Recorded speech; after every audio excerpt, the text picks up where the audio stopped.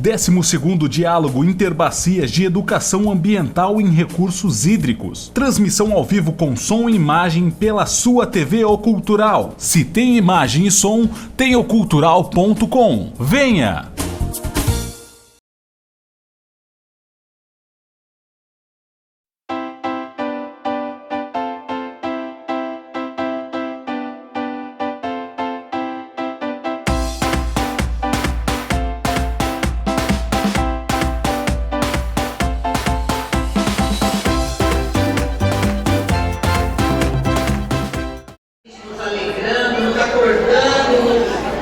Motivando.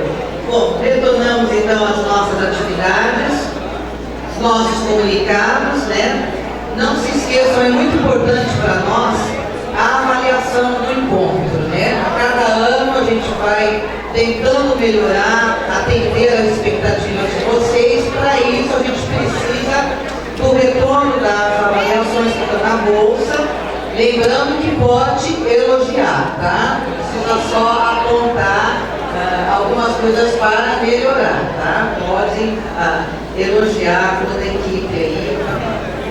Tá, os certificados a partir da hora do café, com muita calma, vocês podem retirar, não precisa deixar de ir na atividade para ficar na fila. Até amanhã a secretaria vai estar entregando os certificados para vocês, podem ficar sossegados, tá?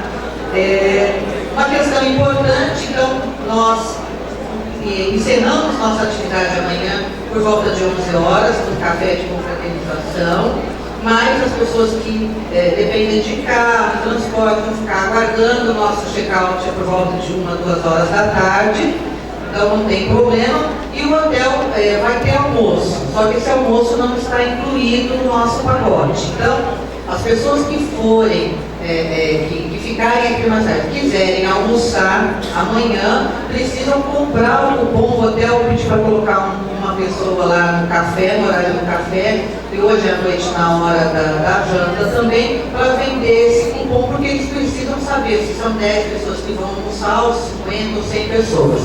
Então o custo da refeição é R$40, não preciso falar da qualidade da refeição, né? A gente já está super sabendo, né?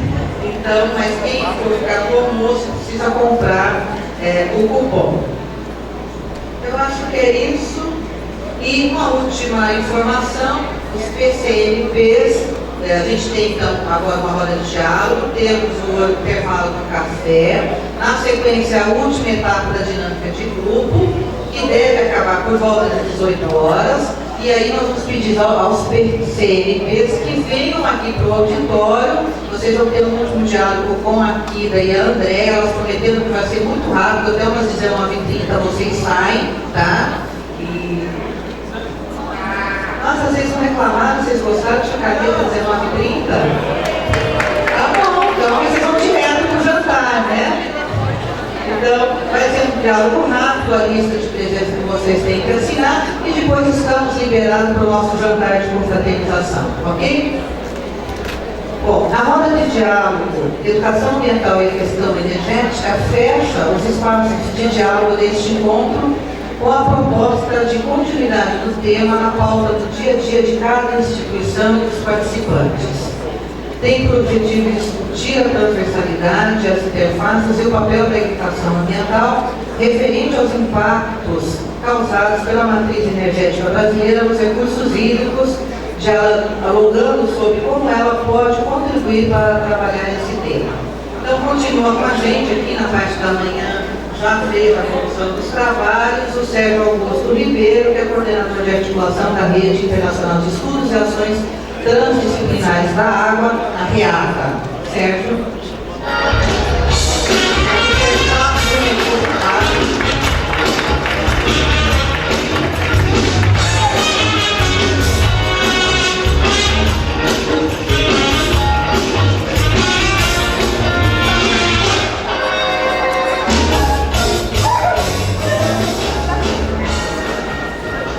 Boa tarde para todo mundo animado aí, depois dessa música bacana que teve, esses clipes aí, essa foto.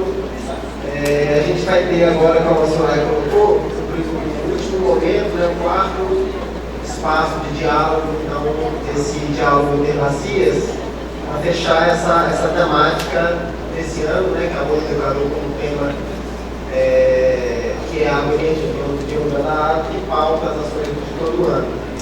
Então, antes da gente chamar aqui frente a Silvana, né, até para que ela possa também ouvir um pouco esses depoimentos, a gente queria convidar, né, para começar a trazer essa questão da aplicabilidade prática. Né? A gente está chegando na parte final do evento.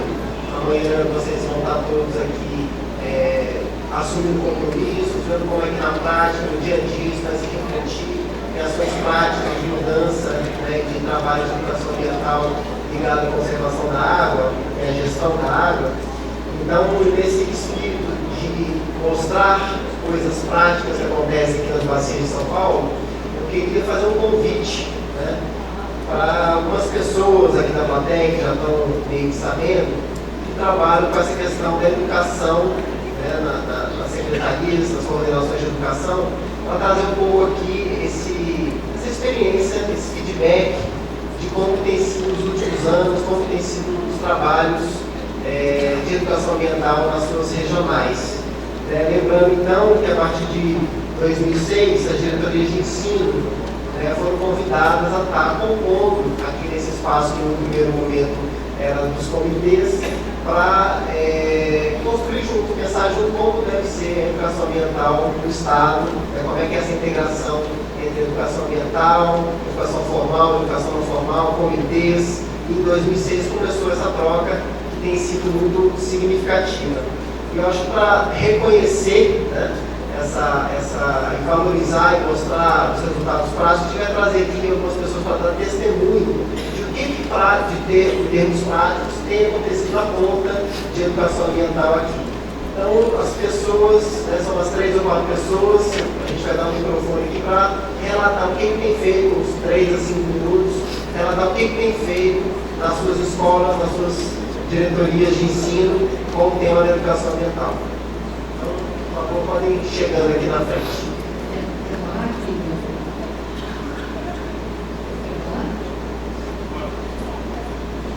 Então, aqui até fez uma conversa, a gente teve algumas pessoas que quiseram espontaneamente trazer esse retorno, né? O que o diálogo contribuiu para, de fato, essa integração. Então, esse é o convite, né? A gente tem aí uns 2, 3 casos que se manifestaram para compartilhar com os demais aqui esse avanço que a gente teve na integração. Eu sei que tem o pessoal do PS, tá aí não?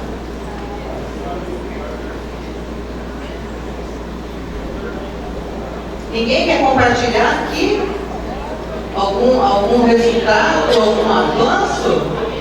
Vamos lá, mulheres. Então, rapidamente, conta pra gente o que avançou a partir do diálogo. Eu sou Olga, da Diretoria de Ensino de Itapeva, do Comitê CBH Alfa. Regina, Diretoria de Ensino de Piraju, do CBH Alfa também. O nosso depoimento é o seguinte, até tem um banner lá que foi feito pela Câmara Técnica de Educação Ambiental do Comitê, que está aqui na página 55, todo o trabalho que foi desenvolvido. O que a gente pode falar com certeza é que as coisas aconteceram de alguns anos para cá com mais propriedade. Então, no ano retrasado, houve uma reunião, num dos dias do diálogo, o comitê e as diretorias de ensino. Nesta reunião, eu estava presente, e foram traçadas algumas diretrizes para 2013, que seria de ter uma participação mais efetiva, comitê e diretorias de ensino. São 4 diretorias que pertencem ao comitê do Alto Paranapanema, que está aqui a Rita de Itararé e o Melão de Itapetininga. Acho que eles podiam vir aqui também, porque trabalharam juntos. O que aconteceu? Em 2013, tivemos reuniões periódicas durante todo o ano para pensar a ação deste ano, 2014. O que que nós conseguimos fazer? Uma parceria com a Unesp, que trouxe um grupo de professores para as diretorias, fazendo orientações técnicas nas DEs, e o tema seria os resíduos sólidos e escolas sustentáveis. Depois que eles vieram para as diretorias, fizeram as orientações técnicas, houve um traçado de plano de ações de cada escola que participou. Na diretoria de Itapeva, todas as escolas participaram, bem como nas outras diretorias também. Não só da rede estadual, como a rede municipal também foi envolvida. Esse plano de ação, ele está em andamento, porque ele começou no início do ano, está se desenvolvendo e a culminância do projeto vai ser no final de outubro, com um simpósio onde cada escola vai contar o que fez dentro do seu plano de ação, as suas ações, o que aconteceu. Mas o legal de tudo isso é que não para no plano de ação. Isso vai ter uma continuidade. O pós-encontro, o que vem depois, o que faremos depois. E para isso, as diretorias têm se reunido periodicamente com os comitês.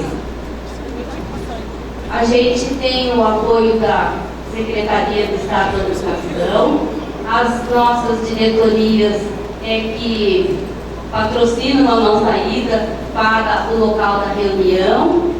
Até então, isso tem acontecido assim,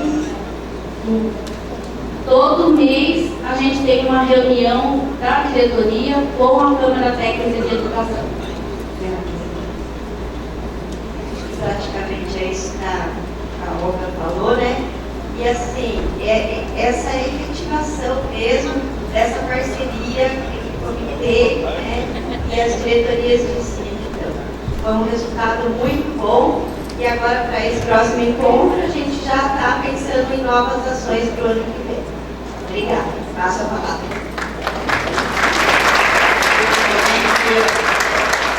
Nós temos aqui, depois temos ele. Boa tarde. Meu nome é Ludmila, eu sou presidente da diretoria de Caraguatatuba e o comitê, né, que está junto a nós é o Comitê de Bacias do Litoral Norte. Então, um trabalho que eu acho que tem sido, né, bem significativo, logo após esses momentos, né, que nós temos com o diálogo, que junto à Câmara Técnica de Educação Ambiental, nós já desenvolvemos 2 fóruns regionais de educação ambiental lá no Litoral Norte, né? E o terceiro agora vai ser do ano que vem. Eu lembro do tema do último, que foi lixo, o que eu tenho a ver com isso. E o desenvolvimento do fórum, ele assim, é muito parecido, a gente tentou assim, fazer que fosse muito parecido com o que acontece aqui. Então tem um concurso de fotografia, que nós tiramos o mesmo padrão que é feito aqui no diálogo, nós levamos essa estrutura para as escolas, né? Envolvendo isso não somente as escolas estaduais, esse fórum envolve os 4 municípios que compõem o Litoral Norte, que é Caraguatatuba, Ubatuba, São Sebastião e Anela. Tem também o desenvolvimento dos trabalhos com banners, quer dizer, é um mini diálogo, né? E isso é tudo estruturado junto com a Câmara Técnica da Educação Ambiental.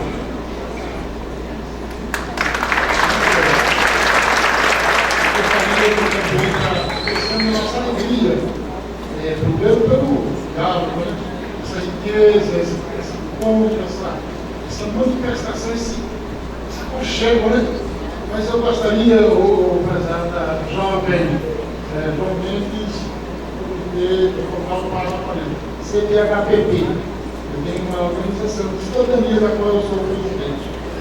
Eu gostaria de estar dizendo os avanços.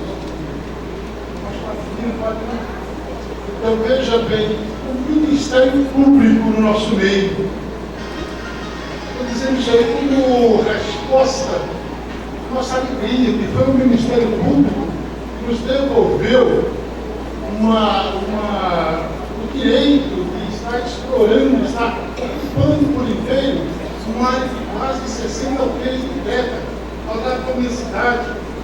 Tivemos a felicidade de limpar todo o gado de dentro, né? eu vou dizer, viu, menina? É bom que se diga aos comitês, aliás, os conselhos municipais. Meu conselho, da qual eu faço parte, votou contra. Quando nós pedimos uma petição de fins, votou contra a intermediária. O Ministério Público, depois de tanto tempo, devolveu esse prêmio. Quando eu vi os promotores aqui, eu senti assinantes novos, além daquele que já estava, que é nós mesmos, é nós fazemos a história. Então eu quero dizer, e houve um avanço significativo, a presença do Ministério Público. Sabe vocês sabem bem, nesse país tem muita coisa mofada, cheio de mofo. Esse mofo é o poder político, o poder politiqueiro. E nós sabemos que prefeitos, vereadores, deputados, senadores, será quem da vida aí, querem justamente maquiar, claro, com raríssimas exceções, querem maquiar e depois dizer que está tudo certo. Nós não podemos, quando faltarem procurem o MP, o Ministério Público, para que eles possam devolver o Estado de Direito, que muitas vezes é arrancado por uma manifestação porca dos poderes que está aí, simplesmente por uma aranhada de loucuras e nos sufocando. Graças a Deus, vivemos ao vitória. Obrigada pela sua contribuição. Então, voltando ao último testemunho. Isso, estamos juntos.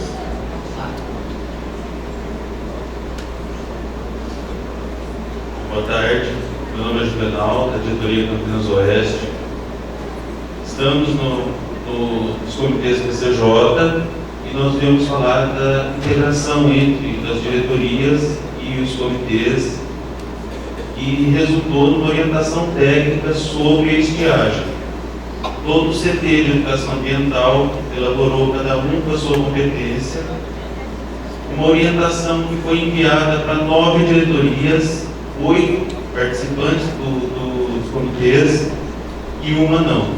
E esse material está disponível para as diretorias, para trabalho, para replicação com as escolas e orientações da diretoria. Acho que é interessante dizer, né? Então, os PCNPs, eles têm participado da Câmara Técnica de Educação Ambiental, porque no PCJ todas as câmaras são abertas, não são paritárias, né? Então a gente pode acolher todas as instituições que têm interesse, e todo o plano de trabalho tem sido feito, né, de forma conjunta, nas reuniões, com a participação das diretorias de ensino, e essa orientação técnica ela foi feita então de forma coletiva, né? E foi voltada tanto para as diretorias de ensino quanto para as secretarias municipais de educação. Estamos tendo alguns retornos de algumas instituições, algumas diretorias, algumas secretarias que estão fazendo essa orientação com os seus professores, né? Então, é um trabalho que está sendo desenvolvido e ele é bastante regionalizado, sobre informações pertinentes da nossa bacia. Tem também outras ações dentro do plano de trabalho, né, como a elaboração participativa de programas para a TVPCJ, né, no sentido da educomunicação, as pessoas participarem de todo o roteiro, de toda a captação de imagens e tudo mais. Então é uma parceria aí que a gente está tendo bastante frutos, né, e que é muito importante que continue acontecendo. Eu tenho para dizer, eu sou Ana Lúcia de Campinas, sou de uma concessionária de saneamento básico, a Sanasa, que é exclusiva de Campinas. Nós estamos à frente de um projeto de uso nacional da água em escolas públicas. Conta com recurso do Banco Mundial, através da Secretaria de Saneamento e Recursos Hídricos do Estado. E nós estamos agora estreitando são 200 escolas, entre municipais e estaduais. Agora nós vamos começar com as estaduais, tanto a Câmara Técnica quanto o diálogo propiciou esse estreitamento para que a gente pudesse articular essa proximidade para começar a implementar e envolver os professores para aderirem ao projeto.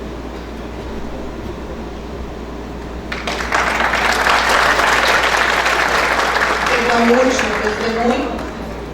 Se identifique.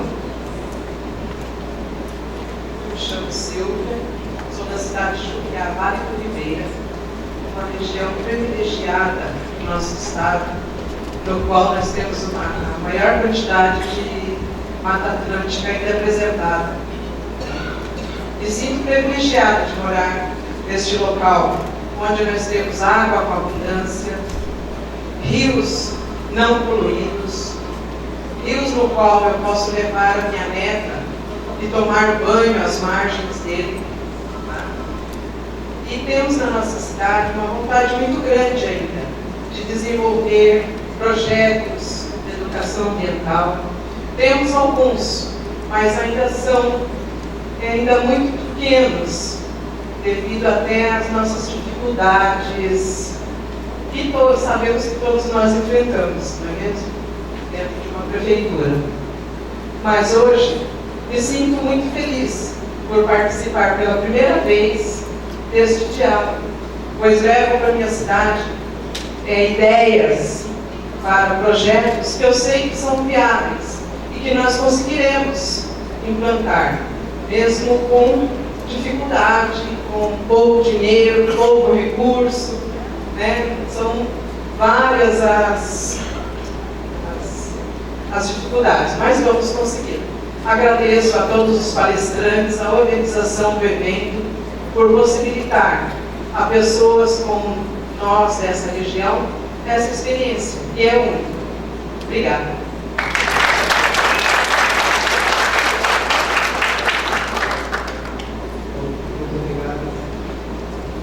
Muito obrigado então, pela participação aí dos depoimentos, né, que já vai citando o que vai acontecer no dia de amanhã, relembrando os compromissos, o que aconteceu nos últimos tempos, nos últimos anos, também o que pode acontecer, o que pode ser aperfeiçoado, potencializado nesses projetos e novas ideias, novas articulações que estão sendo feitas certamente aqui durante esse 12º diálogo Interbacias.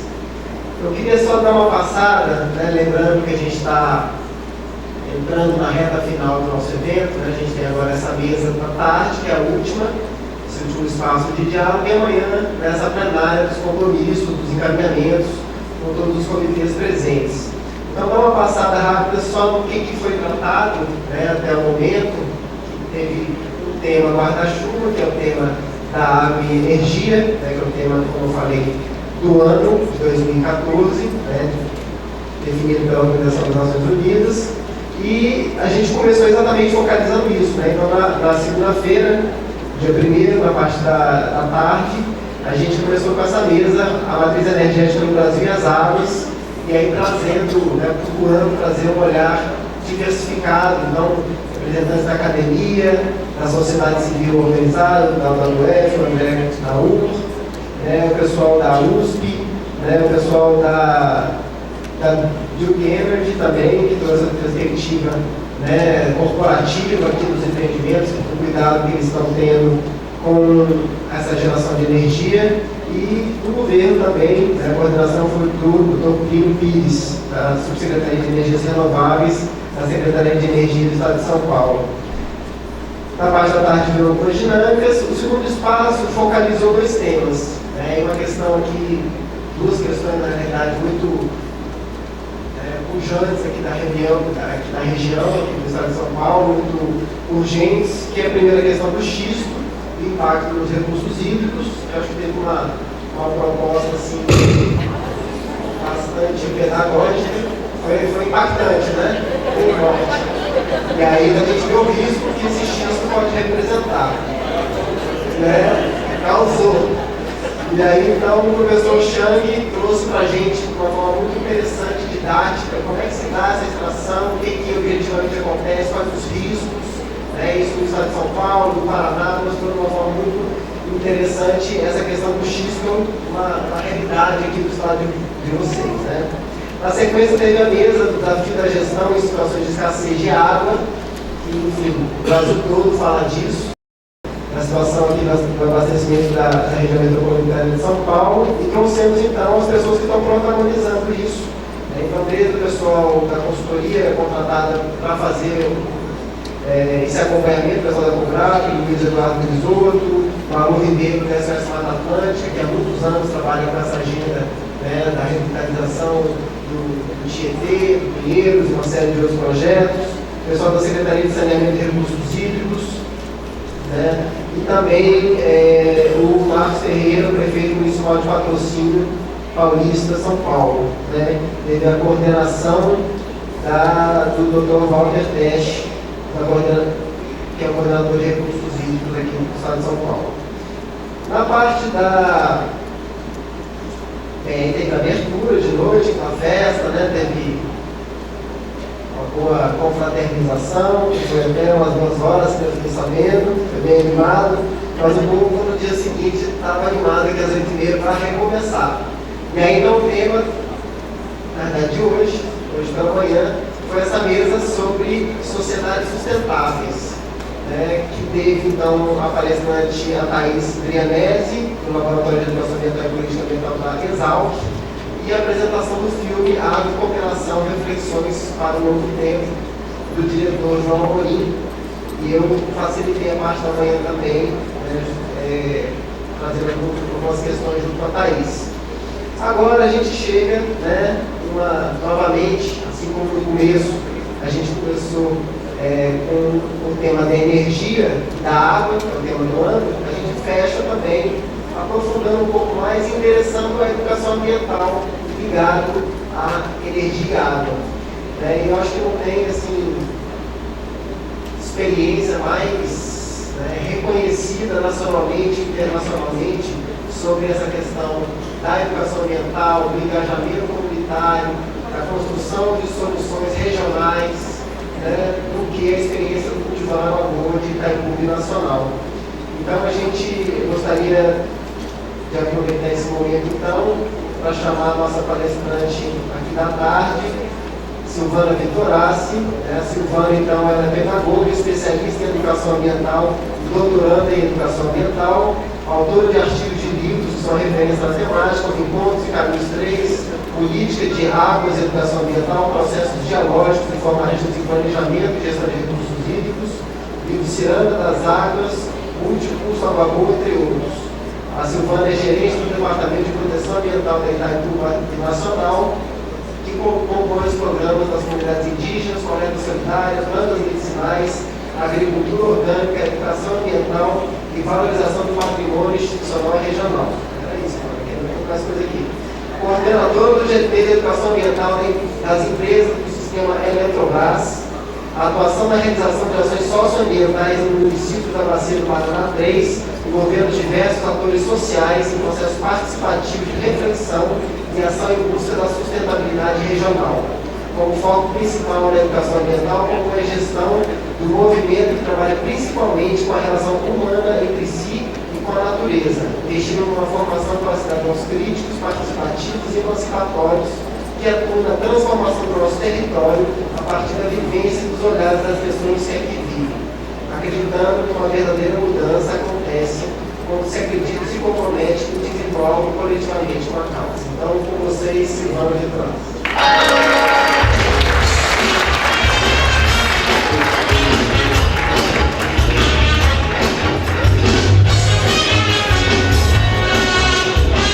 Boa tarde. Gente, é cruel esse horário, mas boa tarde! Boa tarde! Eu estava conversando com a senhora agora. Não foi combinado. Eu estava falando com a senhora agora que se esse evento não tivesse uma energia nele, teria que colocar, porque eu nunca participei de um evento onde tivesse uma energia tão boa depois de 3 dias de diálogos e vocês ainda estão nesse pique, né? Isso é muito bom mesmo. E não é só no pique na energia da confraternização, dos diálogos, mas no comprometimento e na participação. Isso realmente estimula a gente e faz perceber o quanto vale a pena se deslocar de Foz do Iguaçu, como no meu caso, para vir aqui dar uma humilde contribuição para os diálogos tão importantes que já está acontecendo na sua 12ª edição. Obrigada, Sérgio, pela apresentação. Obrigada, Soraya, pelo convite. É uma honra para a gente. Eu tenho que sentar agora. Mas eu gostaria de... Vocês perceberam que até o meu currículo ele é um pouco educativo, assim, um pouco professora, né? Então, eu gostaria só de complementar a minha apresentação introdução dizendo que, antes de tudo, eu sou, por formação, professora. Então, acho que isso é determinante quando a gente fala com professores também, né? Porque a gente vivenciou as situações que hoje a educação, historicamente, nos coloca e os desafios. E a educação ambiental, a partir da perspectiva de água e de energia, ou dentro da própria perspectiva da educação ambiental, ela nos traz muitos desafios. E hoje eu estou aqui para contar um pouco de um trabalho que a gente vem realizando e que vem dando respostas muito positivas. Eu preciso aqui também compartilhar de que os desafios são grandes, cotidianos, mas que a gente tem tido respostas e resultados muito importantes nesse exercício do Cultivando Água Boa, onde a educação ambiental tem um papel determinante, um papel central, para que realmente os processos de transformação aconteçam. Então, eu vou contar um pouquinho para vocês do programa, para poder chegar na educação ambiental, e eu espero que também essa nossa contribuição, a nossa experiência, contribua para os territórios de vocês, assim como muitas das coisas que eu ouvi aqui também vão contribuir para esse trabalho que a gente vem fazendo. Eu gostaria de perguntar aqui, quem de vocês conhece o programa Cultivando Água Boa de Itaipu? Ok. Então, eu vou... quem que vai passar para mim? Vocês ali ou quem?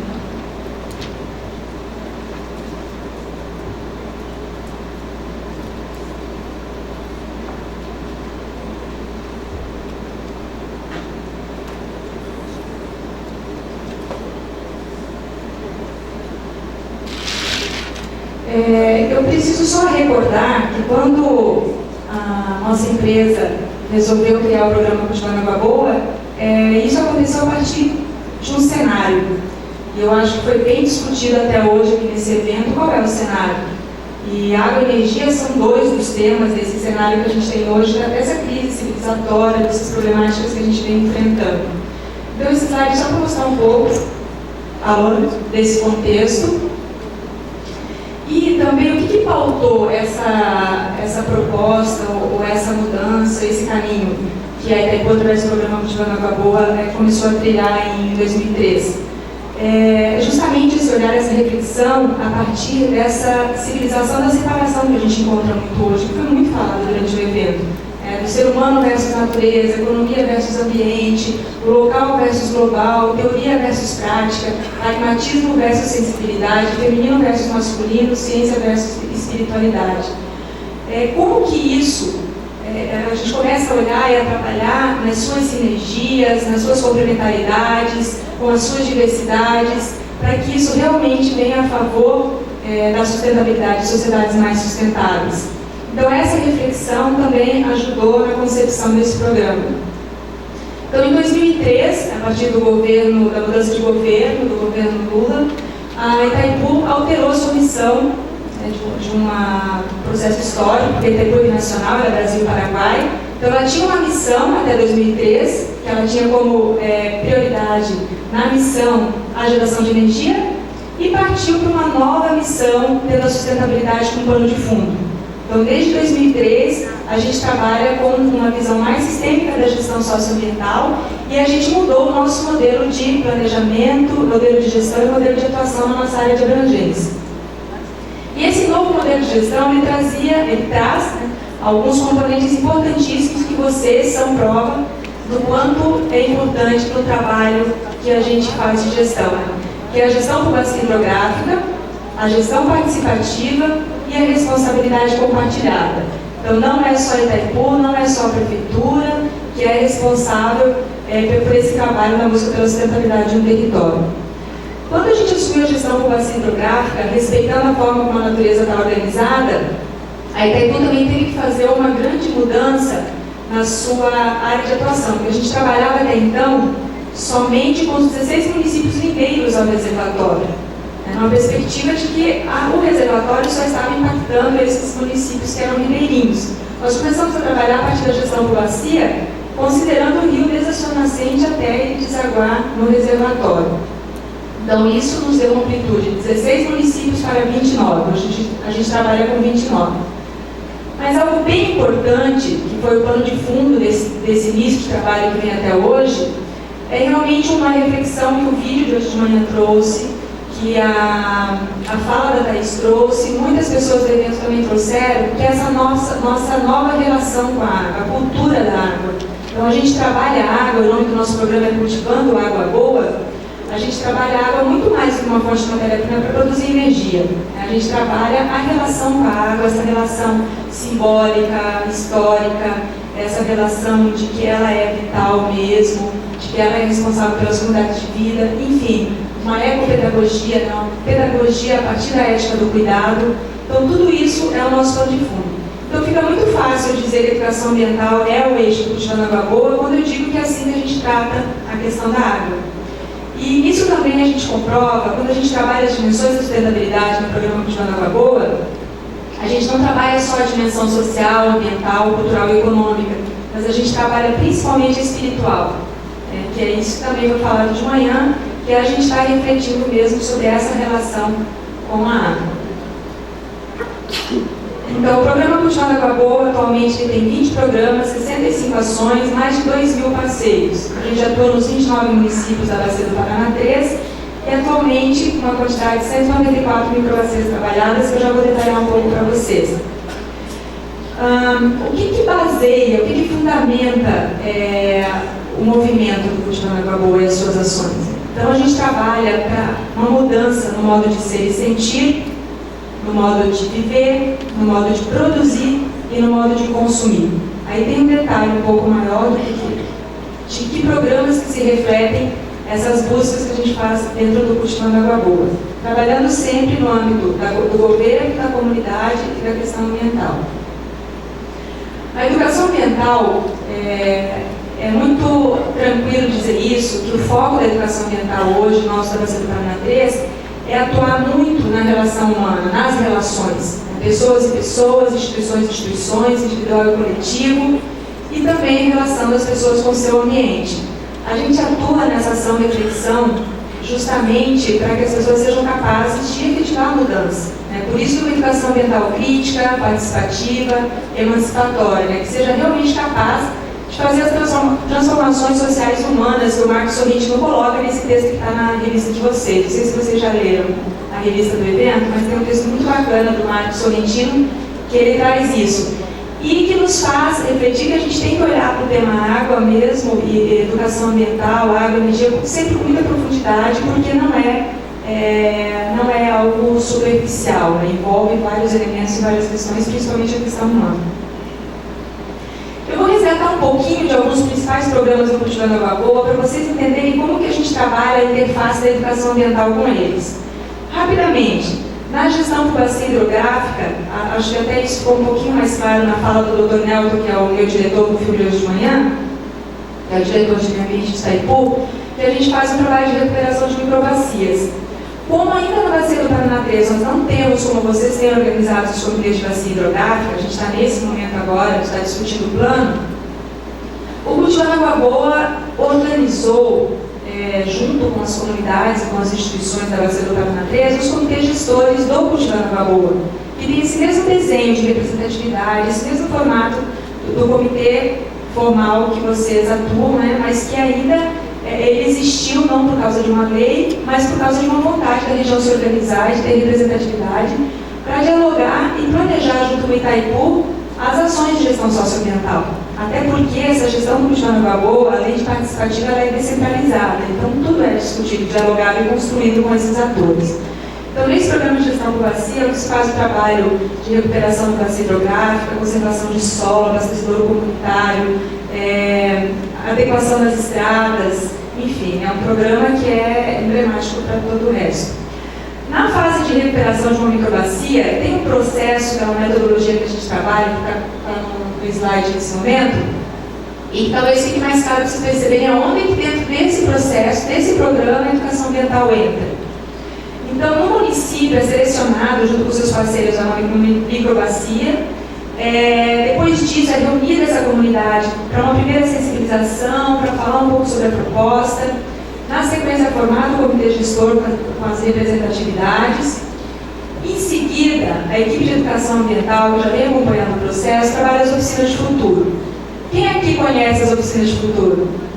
Ergue a mão, por favor. Essa metodologia, a gente, é fantástica, do Instituto Ecoar para a Cidadania.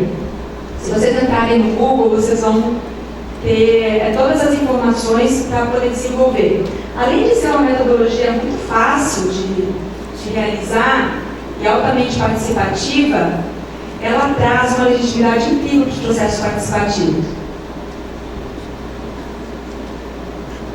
Depois eu vou entrar mais no detalhe de como faz as oficinas de futuro. Depois disso, naquela microbacia acontecem os ajustes das parcerias. Até então, não se está falando sobre dinheiro, né? Aqui está se falando sobre trabalhar juntos para o bem comum. Depois o Pacto das Águas, que vocês também viram algumas cenas no filme de hoje de manhã, que é onde a comunidade se reúne para apresentar o resultado das oficinas de futuro. Nas oficinas de futuro, as comunidades se organizam e são estimuladas, e existe uma facilitação nossa para que eles possam construir a proposta de gestão daquela bacia, daquela microbacia. E no Pacto das Águas é o momento que a comunidade apresenta para o comitê gestor esses resultados, e a partir dali se estabelece os convênios necessários para realizar as ações. E os resultados vão sendo acessados e dialogados com as avaliações participativas que também são promovidas.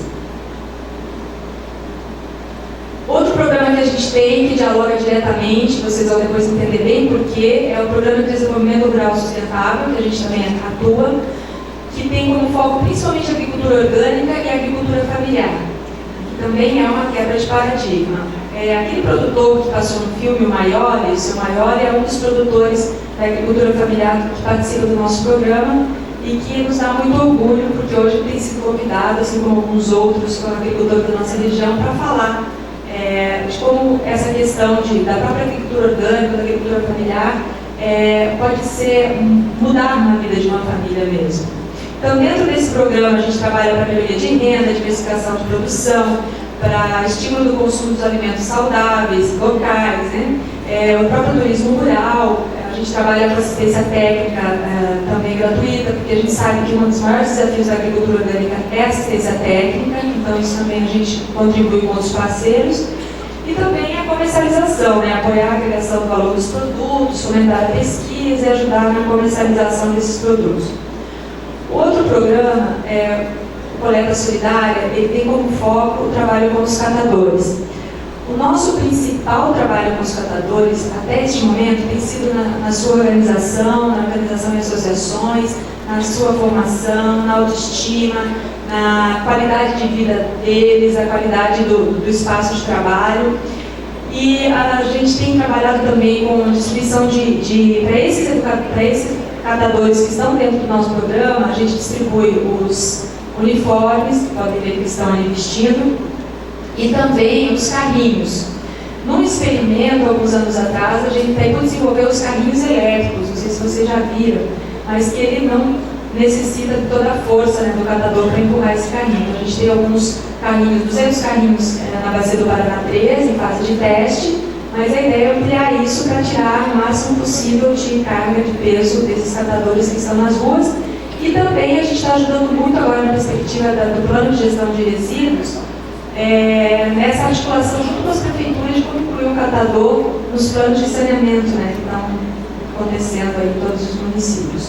Então esse é um trabalho também muito importante. O de plantas medicinais, eu não vou ficar lendo o resultado, porque quem tiver interesse pode estar olhando. O de plantas medicinais também ele agrega muito, a educação ambiental trabalha muito próximo, porque ele traz um novo olhar sobre, alguém falou hoje de manhã, que não é sobre a doença, que é sobre a saúde. Então, que busca resgatar essas plantas que até então só a vovó usava, né? Mas enfim, trabalhar com pesquisa, trabalhar com comercialização. A gente já conseguiu que algumas unidades de saúde da região começassem a prescrever as plantas. A gente tem o Ivanário, a gente está com uma unidade de produção, né, no estado seco. Então tudo isso também tem contribuído para esse movimento que a gente vem realizando junto com os parceiros da bacia. Outro programa, Mais Peixe Nossas Águas, tem como público os pescadores, trabalha também na organização deles, apoia na reforma e até na construção dos pontos de pesca dentro das normas que são exigidas. Trabalha também, a gente trabalha com os tanques redes, né, que é onde o pescador pode ter peixe o ano todo. trabalha com a distribuição dos alevinos, com toda essa assistência técnica e acompanhamento, e também estimula a comercialização, colocando essa produção nas escolas, na merenda escolar, que é um assunto em si que a gente vai tratar lá na frente de educação ambiental. No nosso território, a gente também vem trabalhando com 3 comunidades indígenas, né, que estão dentro do nosso território, e o trabalho com as comunidades indígenas também perpassa a busca pela sustentabilidade deles. Então a gente apoia na questão da construção das casas, da organização deles, mas respeitando a cultura, respeitando, eles têm um comitê gestor que toma as decisões, né, que dialoga com os brancos, a gente tem o nosso representante lá, mas tudo o que acontece dentro das aldeias é dialogado e construído com eles. E tem favorecido bastante, até o Daniel, que foi um líder indígena que fez hoje uma participação naquele vídeo, falando também de uma dessas nossas aldeias. Enfim, a gente tem buscado bons resultados. A gente, desde 2013, a gente conseguiu, com o programa, diminuir em 0 a mortalidade nas aldeias das crianças, que isso acontecia bastante. Então, só aí já é muito ganho. E também a gente tem investido muito na questão cultural. A gente promoveu a gravação de um DVD com os corais indígenas das 3 aldeias, e onde os recursos que se conseguem com esses DVDs, eles são dos próprios índios, da própria associação da aldeia, onde eles investem naquilo que eles acham prioritário. O trabalho de biodiversidade do nosso patrimônio, que também falou um pouco no vídeo hoje de manhã, né, dessa recuperação das matas, e até dentro do programa de microbacias, né, a revitalização das matas ciliares tem trazido números bem importantes para esse trabalho que vem sendo feito. Aqui tem uma foto também do corredor de biodiversidade, que une o Parque Nacional, a nossa área de mata da mata ciliar, que também promove essa circulação de biodiversidade. O Programa Juventude e Meio Ambiente, ele tem como foco a questão da educomunicação, mas trabalha a formação e também articula a participação desses jovens nos nossos programas. Então é um programa que é muito, que permeia, né, muitos outros programas, mas que é um público que vem contribuindo bastante.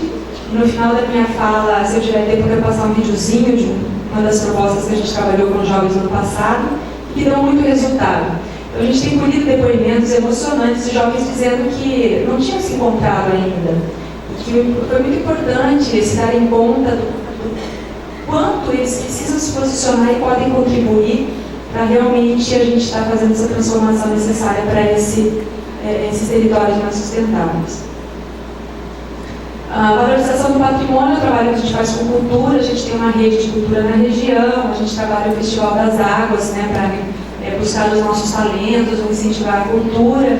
Aí estão as exposições que a gente realiza junto com a comunidade, exposições itinerantes, enfim, as várias manifestações culturais que são estimuladas, valorizadas e também divulgadas através do programa. O Programa de Monitoramento e Avaliação Ambiental, que é quem vai nos dar os dados e parâmetros para ir percebendo, né, o tanto que esse programa faz ou não a diferença na região. Então agora a gente chega novamente com o tema educação ambiental, atuando nessa mudança de paradigma. Então, só repetindo o que eu já falei antes, esse paradigma que o Cultivando a Boa trabalha é o paradigma do cuidado. Né? Então, ele tem a pauta dele é a ética do cuidado. E o Leonardo Boff está com a gente desde o primeiro ano, falando com os nossos públicos, trabalhando com a gente para reforçar esse movimento. Então, como eu disse, o programa de educação ambiental tem interface com vários desses programas do Cultivando Água Boa, justamente para sensibilizar e envolver as pessoas para que elas assumam o seu compromisso nessa gestão, mas olhando para a água, né, e por isso do verbo no gerúndio cultivando, para a água como um ente que tem que ser cuidado e que faz parte de nós, e que tem uma importância muito além do que um recurso, como também já foi falado hoje de manhã. Então aqui a gente tem um pouquinho os conceitos e os princípios da educação ambiental que a gente realiza, né? A partir da pedagogia de Paulo Freire, da pesquisação participante, da ética do cuidado, de uma educação ambiental inclusiva, continuada e permanente, que é bem importante, e também o conceito de coletivo educador, que eu vou falar um pouquinho mais lá na frente. Não sei se vocês conhecem esses documentos planetários de referência que a gente aqui trabalha, mas eu destaco principalmente aqui a Carta da Terra e o Tratado.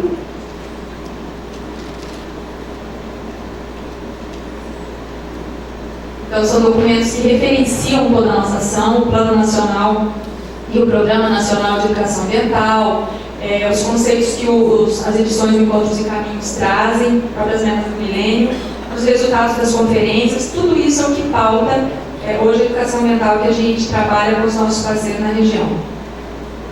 Eu estruturei um pouco o Programa de Educação Ambiental de Itaipu, que a gente atua com tantas frentes e talvez para vocês fique mais fácil visualizar dessa forma.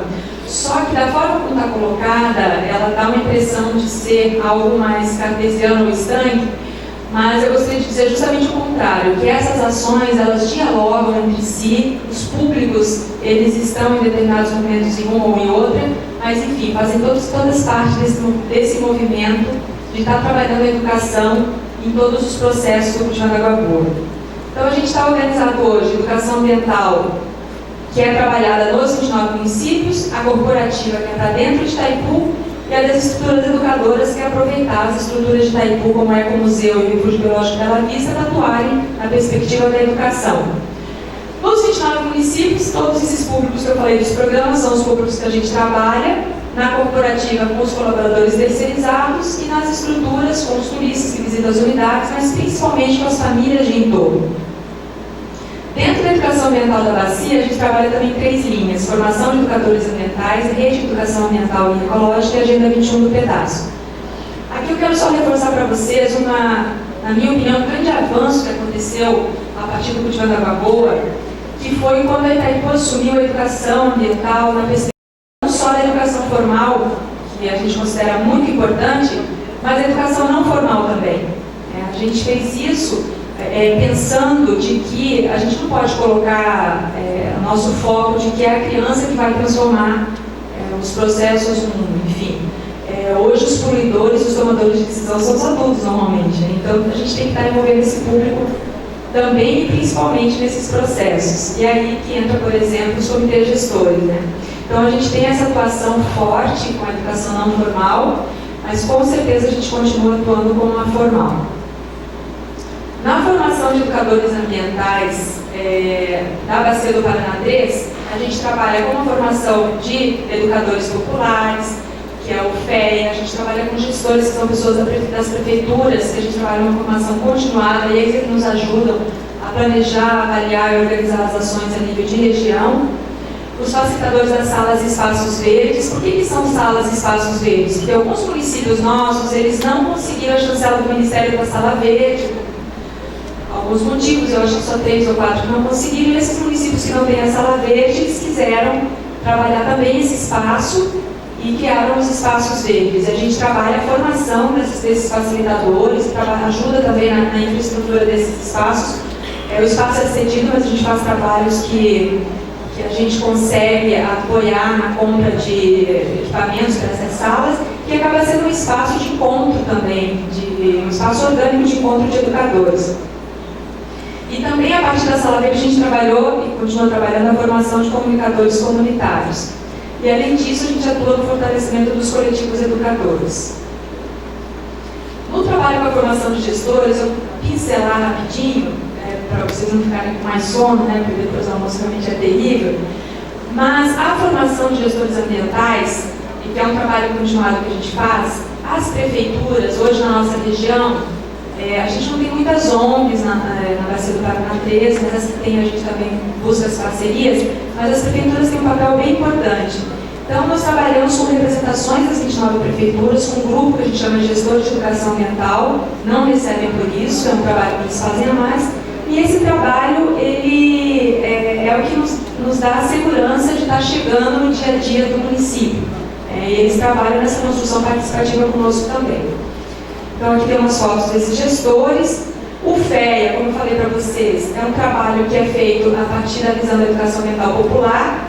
Essa mandala mostra um pouco de como que acontece essa multiplicação.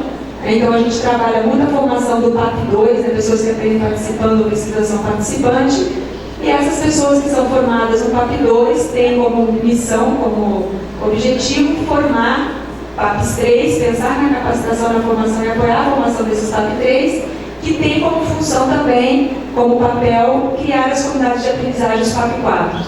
Para vocês terem uma ideia, a gente começou esse movimento em 2005, junto com o Ministério da Educação e Meio Ambiente, com 300 pessoas. Nós já temos 12 mil pessoas envolvidas diretamente nesse processo de formação.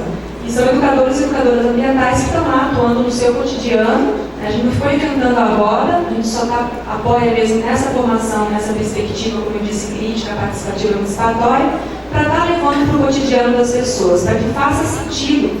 É isso que a gente vem falando de buscar uma sustentabilidade regional. Aqui tem algumas fotos dessas formações, dessas construções participativas, de algumas comunidades de aprendizagem. Então, a pessoa que estava lá no PAP 4, ela não precisa inventar uma comunidade de aprendizagem. Ela vai estar levando tudo isso que ela está dialogando e construindo, que ela acessa os diversos saberes, e realmente esse olhar diferenciado que o FEA tem, mas justamente naquilo que é o cotidiano dela. Então, se é uma catadora, ela vai estar levando isso para o ambiente dela. Se é uma dona de casa, que participa de um grupo de mães, vai estar levando esse trabalho, vai estar conformando a sua comunidade de aprendizagem a partir do que é a sua realidade. Esse processo todo ele é certificado por uma universidade, como um projeto de extensão, existem relatórios. Toda essa formação, a gente tem um determinado controle, então as pessoas que participam são certificadas, mas também é exigido algumas questões como presenças, enfim, e a constituição da comunidade de aprendizagem que é a mais importante. Toda essa mandala realmente se multiplica. A formação dos facilitadores das salas e espaços verdes, eu já falei um pouco, mas hoje é um grupo de 56 facilitadores e a gente também, de certa forma, conseguiu trabalhar para que a ITECO pudesse apoiar financeiramente essas salas. Aqui a formação de alguns facilitadores e essas pessoas todas que participam dos programas, a gente tem encontros onde elas conversam entre si para que isso fica organizado. E depois eu vou contar um pouquinho do coletivo para vocês entenderem como isso acontece. Aqui algumas salas e espaços verdes, no município de Veracruz, de Foz do Iguaçu e de São Miguel do Iguaçu. Como eu falei, ele é muito mais que uma biblioteca que tem materiais sobre a questão ambiental. Ele é um espaço vivo, onde trabalha com diversos públicos, vinculados, alinhados àquilo que já vem sendo feito a nível de programa na região, e principalmente dando acesso a qualquer pessoa que queira estar se integrando ao movimento e à temática. A formação de comunicadores comunitários é um dos processos que a gente mais se orgulha, porque nós identificamos 90 pessoas na Bacia do Paraná 3 que queriam estar se formando como comunicadores comunitários, a maioria jovens, e trabalhando no processo de formação dessas pessoas, de instrumentalização. Então a gente entregou a elas um kit, que foi amarrado exatamente com a sala verde, então não foi para a pessoa, foi para a sala verde, com a mesa de som, com o microfone, com a máquina fotográfica que filma, para que eles pudessem estar eles mesmos fazendo as matérias dos eventos, dos encontros, dos processos do município e divulgando nas rádios comunitárias, nos jornais, enfim, aonde eles tivessem essa capilaridade. E foi um processo tão interessante, porque assim, além da comunicação ser um processo de expressão da comunidade, eles também geram muitas matérias que compartilham com a gente, que a gente acaba compartilhando com outros também. Então, dinamizou ainda mais e colocou os 29 municípios ainda mais em contato, conhecendo um que o outro vem fazendo. Aqui tem algumas fotos do processo de formação desses educomunicadores comunitários. A articulação dos coletivos. Lembra que eu falei que esses públicos se encontram para conversar? Vocês devem conhecer um pouco da política de coletivo educador. Pessoas e instituições que se reúnem para pensar os processos educativos de um território. Na região da Bacia do Paraná 3, nós começamos em 2003 com o coletivo educador regional, representantes dos 29 municípios, para que esse diálogo acontecesse a nível de região. Mas a região também colocou uma necessidade de ter os coletivos educadores municipais. Acho que nem existiam outros nessa época, mas eles criaram esse desenho. Por quê? Porque era muita gente fazendo educação ambiental, nem todo mundo conseguia estar na instância de participação do regional, então eles fazem os encontros de alinhamento, de planejamento, de avaliação a nível local, e o representante desse coletivo vai lá representar o coletivo municipal no grande coletivo regional, onde as decisões são tomadas. Para vocês terem uma ideia, a ITECO ela não apoia ou não dialoga com os projetos que não dialogaram primeiro com o seu coletivo educador municipal. Se é um projeto de educação ambiental, ele tem que passar para esse diálogo com com esse coletivo quando estão as instituições e educadores que atuam no município, que não precisam estar vinculados necessariamente a uma instituição. Então, o coletivo educador regional se reúne para articular, planejar, avaliar, se formar. Só uma respirada, porque eu devia ter terminado. Então, esse coletivo educador, ele dá essa instância da participação dos educadores ambientais. Aí você deve estar se perguntando, mas e o comitê gestor lá que você falou das microbacias dos municípios? Dentro dos comitês gestores, assim como vocês, a gente também tem educação ambiental, né? A gente não fala cadeira, porque não está organizado assim hoje, mas a gente tem esse grupo lá, levando e trazendo e construindo junto, ocupando o seu espaço de educador ambiental. Agora eu entro no item 2, que talvez tenha mais aderência com muitos de vocês que estão nas escolas, que é a educação ambiental e ecológica, porque o foco desse trabalho é a educação formal. Aqui está o objetivo, né, promover a aprendizagem continuada dos diversos atores sociais da Bacia do Paraná 3 para uma cultura de sustentabilidade com foco na rede formal de ensino. Que atividades estão nesse programa, nesse projeto? Algumas eu citei aqui, como as oficinas que a gente fez com o Leonardo Boff da Carta da Terra, as oficinas de formação de ecopedagogia para os professores, a formação de grupos teatrais dentro dos municípios para poderem trabalhar as temáticas, mobilização de pessoas e instituições para estarem entrando nos processos educativos de formação que o Cultivando oferece junto com os parceiros, e ali alguns resultados que eu vou estar puxando de novo mais detalhado na frente, então não vou entrar agora. Que algumas fotos desses processos, mas eu resgatei um dos que eu considero mais importantes dentro de todo esse movimento, que é um trabalho que a gente faz de alimentação saudável e consumo consciente. Por quê? Porque esse é um trabalho que mostra claramente a interface da educação ambiental com outras linhas de atuação. Então, por exemplo, aqui com o programa de agricultura orgânica, de plantas medicinais, vocês vão estar entendendo por quê. Então, como que esse processo tem acontecido?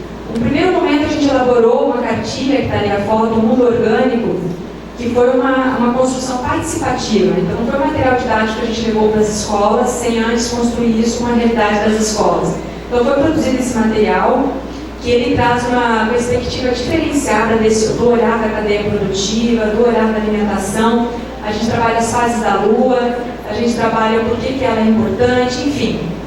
Tudo isso a gente trabalhou, preparou esse material com muito carinho com essas pessoas da região. No segundo momento, trabalhou a formação dos professores para que eles pudessem estar trabalhando essas cartilhas nas escolas. Fizemos a distribuição dirigida dessas 135 mil cartilhas para todos os alunos. E também a gente estimulou e proporcionou a formação de grupos teatrais regionais para poderem trabalhar o que o Mundo Orgânico, a cartilha trazia com seus personagens, para as crianças também acessarem mais. Eu falo crianças porque o foco desse trabalho foi concluir a 4ª série. Ainda dentro desse processo da alimentação saudável e consumo consciente, o envolvimento das merendeiras e nutricionistas. Vocês já pararam para pensar qual é o maior restaurante que nós temos hoje? São as escolas, né? Então, a gente também percebeu que o público que a gente tinha que estar envolvendo e trabalhando não seriam só os alunos, os professores, a comunidade escolar, como principalmente também, quando a gente fala de alimentação, as nutricionistas e merendeiras. Então, a gente começou o curso de alimentação saudável, com 100 merendeiras multiplicadoras. O tema foi Introdução da Agricultura Orgânica na Merenda Escolar. Trabalhamos 29 municípios. E lançamos primeiro e segundo concurso de receitas saudáveis. Esse material é muito bacana e ele traz um histórico desse trabalho todo e o resultado, que são as receitas das merendeiras, com as fotos, os depoimentos. Se vocês quiserem, depois no final vai ter o meu e-mail, se vocês quiserem esse material e mais alguns outros que eu vou mostrar aqui, só me escrevam que a gente manda por uma loja, por correio, para vocês um kit com alguns desses materiais, para se vocês tiverem interesse de estar conhecendo melhor e trabalhando nas escolas. Mas o bacana do concurso não foi de criar a competitividade, mas de estimular que as merendas fossem pensadas com receitas mais saudáveis. E, gente, a criatividade deste povo é demais. Saíram pratos deliciosos e vocês sabem quem que julgou para ver quais são as melhores receitas? Os alunos, os maiores interessados. Mas tiveram prefeitos que quiseram participar também, enfim. O resultado foi um material muito bacana, onde realmente essas merendeiras se enxergam e veem a importância do seu trabalho. Agora a gente lançou o terceiro concurso de receitas saudáveis, né? O primeiro foi só de receitas saudáveis, o segundo a gente já evoluiu para uma edição com produtos orgânicos, e esse terceiro, a gente também está na linha dos orgânicos, mas também trabalhando a coisa do não desperdício, a questão do não desperdício. Então a gente, cada ano, devagarinho, a gente vai colocando um assuntinho a mais, e as merendeiras vão assimilando, e o resultado tem sido muito bom. Então, a própria construção da proposta do concurso é feita com as nutricionistas e com as coordenadoras da alimentação escolar. Não somos nós que determinamos o que é critério de avaliação e como vai acontecer, mas é feito participativamente. A gente trabalha a formação com essas merendeiras e nutricionistas, né? O nome dessa formação desse ano é Cultivando Saberes e Sabores para uma Alimentação Saudável. E a gente está trabalhando com 800 pessoas, entre cozinheiras, nutricionistas, coordenadores de alimentação escolar, pastoral da criança e agentes de saúde. Vocês conhecem essa figura de verde que está aí na tela? Essa é a Regina Tchely. A Regina Tchely, ela coordena o projeto Favela Orgânica. Ela mora numa favela do Rio e faz um trabalho muito interessante. Ela já apareceu em vários programas de televisão. Um trabalho de que você pode estar cultivando qualquer coisa em pequenas hortas, em qualquer cantinho da casa, mas principalmente usando de muita criatividade para fazer receitas baratas e reaproveitando. Parece ser um conteúdo antigo, né, do reaproveitamento, mas infelizmente ainda tem muita gente que não faz. Então a gente está formando também para dar essas possibilidades para as merendeiras, de diminuir o desperdício e de potencializar também o uso desses elementos da merenda. Aqui também a gente trabalha as plantas condimentares, como que se leva as medicinais para dentro das receitas, então está sendo bem interessante. Então, aqui também está falando um pouquinho do curso de formação continuada, gestão da alimentação escolar, que é uma extensão desse processo. Aqui mais algumas fotos das oficinas com as pastorais, do caderno de receita que vai ser gerado, dos trabalhos que a gente faz de avaliação conjunta. E aqui duas fotos muito bonitas, né, de resultados que vêm desse programa e que não são o objetivo final, mas ele está muito junto, e o programa de agricultura orgânica e plantas medicinais apoia bastante essa ação, que são as hortas escolares e familiares. Para vocês terem uma ideia, o primeiro movimento que a gente fez, o primeiro concurso que trabalhou as merendeiras, foram 1.270 hortas que foram criadas e montadas a partir do programa. Então isso foi um resultado também que deixou a gente bem feliz. E o terceiro processo que é trabalhado para ser do Paraná 3 é o agendamento do pedaço, que é dentro daquele processo de interação de bacia que eu falei das oficinas do futuro. Como eu disse, também é uma metodologia muito bacana para trabalhar a gestão participativa. Ela tem 3 momentos. O primeiro é o mundo das lamentações, quando a gente organiza, estimula a comunidade a estar falando da sua problemática. Então a gente tira um dia para lamentar. Porque a gente sabe que às vezes, né, muitas pessoas elas ficam na lamentação o tempo todo. E a gente não quer sair de lá com depressão ou potencializando aquilo que é ruim. Mas a gente precisa ouvir. A gente precisa ouvir os problemas, a gente precisa, eles precisam falar sobre esse problema e juntos a gente ir tendo um cenário, né, dessa microbacia. Essas oficinas a gente convida todas as pessoas das famílias, das propriedades daquela microbacia. No começo, nas primeiras oficinas, a gente observou que iam muitos homens, na verdade só homens. Vocês imaginam por quê? Alguém arrisca? Porque as famílias entendiam que quando chegava um convite em casa para qualquer coisa, era o homem que estava sendo convidado. Então a gente começou a escrever o nome de todo mundo da família, só não do cachorro, mas do filho, do jovem, do idoso, do marido, da mulher, para que eles pudessem participar. Então é um processo onde a gente coloca assim, todos esses saberes e olhares para dialogar. No segundo momento, a gente trabalha a árvore da esperança. Então a comunidade identificou as lamentações numa primeira oficina, na segunda ela já vem com o olhar dos sonhos. O que eu gostaria para minha microbacia? Alguém falou antes aqui, eu até fiquei emocionada, assim, porque os meus netos tomam banho nessas águas. Uma das coisas que mais aparece na Árvore da Esperança são pessoas dizendo: eu gostaria que os meus filhos pudessem se banhar nos rios que eu banhava quando era pequena, que hoje não pode. Então, são questões que aparecem e é se pensar uma nova perspectiva do que seria o sonho para aquela microbacia. No terceiro momento, a parte mais difícil, mas também tão importante quanto, que é o caminho adiante. Então, levantaram-se as lamentações, os sonhos, e agora? O que fazer para colocar isso em prática? E no caminho adiante, eles criam a Agenda 21 deles. Eles dialogam sobre as questões e vai para o caminho adiante só aquilo que a comunidade, como um todo, enxerga como importante em ordem de prioridade. E lembra que eu falei do que acontece, o resultado do caminho adiante? Aqui tem algumas fotos de oficinas. O resultado desse caminho adiante é colocado num documento chamado a Carta do Pacto das Águas, e numa grande celebração, que é o Pacto das Águas, onde a gente trabalha a mística para trabalhar justamente essa outra relação do ser humano com a água, eles apresentam para o comitê gestor a sua Agenda 21 do pedaço. E ali esse documento que registra, né, aquilo que a comunidade deseja. O planejamento de Itaipu para a repressão daquela microbacia, ele é pautado nesse documento resultado do trabalho com a comunidade.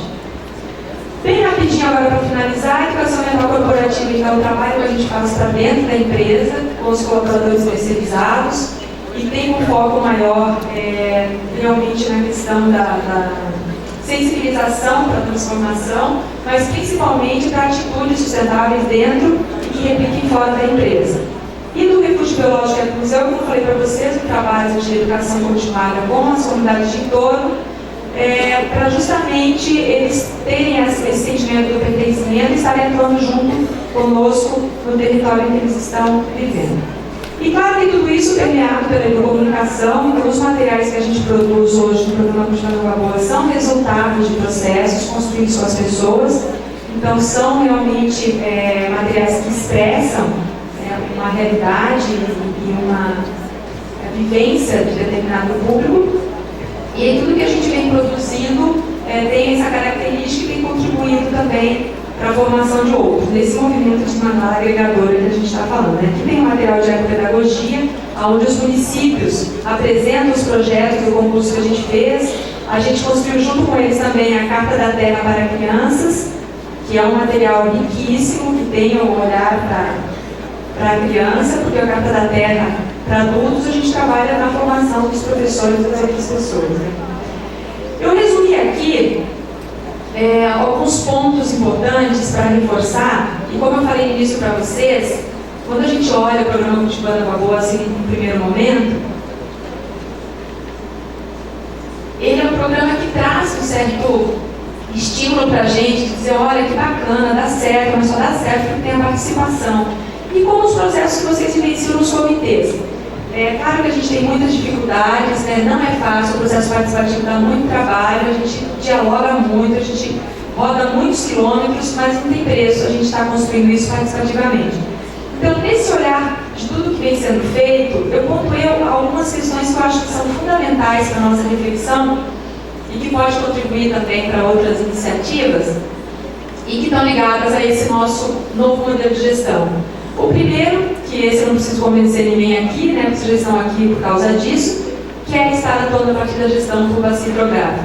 Parece simples, mas realmente é transformador. Eu não vou dizer que é um divisor de águas, né, mas ele, porque as águas elas têm que servir para unir, não dividir, mas a gente enxerga esse novo desenho como assumir realmente o respeito pela organização da natureza. A outra questão é de ter educação ambiental como base dos processos. Então, a gente não quer que a pessoa vá plantar uma árvore sem saber por que ela está plantando. Então, esse entendimento dessa mudança interior, e não só da mudança interior, da sua relação com o meio ambiente, com a água e com as outras pessoas, também essa mudança para que a gente trabalhe não só individual, mas também o coletivo. Porque é no coletivo que está a grande ponto da transformação. O caráter participativo, não preciso nem entrar nisso, mas é por onde a gente consegue chegar no pertencimento mesmo, que as pessoas assumam seu papel na gestão. Então a Itaipu só tem conseguido resultados em função da comunidade estar assumindo essa participação cidadã local e planetária, que a gente vem sentindo, que é assim, pensar nos programas planetários, mas estar agindo localmente, e através dessa mandala agregadora que dia a dia a gente vai estar trazendo mais pessoas para esse trabalho. Até tem aqui o Álvaro Yanagi, valeu. Álvaro, levanta um pouquinho para que as pessoas te conhecessem. O Álvaro, ele é um dos educadores ambientais que nasceram desse processo. Ele trabalhou 4 anos no Salamete de Medianeira e hoje está no comitê de Paranapanema, né? Então, o Álvaro é uma das pessoas que a gente vê aí atuando fora do nosso território, mas que compartilha com a gente essa visão de mundo, essa visão de educação para a sustentabilidade. Então, fiquei muito feliz de encontrá-lo aqui, porque realmente a gente mostra que... Eu lembro que uma vez alguém disse assim, mas a gente trabalha na formação desses educadores, de repente vem, muda o prefeito, desmobiliza e começa toda uma turma novamente. Só que daqui a pouco você vê que aquela que participou está sendo vereadora, candidata a prefeita, presidente de uma associação. Então, tudo isso para a gente é resultado. Né? Porque a gente percebe que a gente tem essa certeza de que a gente não está formando para a gente, né? Está formando para realmente para o mundo, para tornar esse mundo mais sustentável. Os últimos 3 itens, que esses eu quero ver, porque eu acho que são também bem importantes. A formação em si de tantos educadores já é um fruto expressivo do trabalho de enraizamento da educação ambiental nesse território. A articulação entre diversos atores e grupos sociais estabeleceu uma grande rede de relações e boas práticas voltadas à sustentabilidade regional. Então, gente, aqui tem uma palavra bem importante que se chama articulação e vocês devem conhecer muito bem.